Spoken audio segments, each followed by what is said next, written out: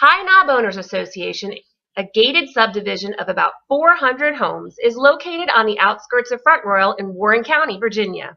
Approximately 65 miles west of Washington, D.C., Front Royal serves as the gateway community for the Shenandoah National Forest, but is also a reasonable commute to D.C. The High Knob Owners Association has a mix of seasonal and permanent residents, but within the last few years, many more people are moving out to this mountain subdivision for permanent residence.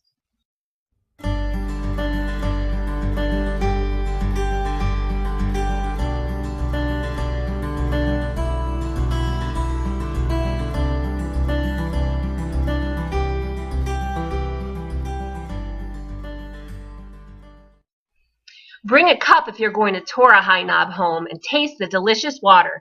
They were named 2007 Virginia Water System of the Year, gathering water from 5 springs and 6 wells. Just delicious. I hope you've learned a little something about High Knob with this presentation. Call us today.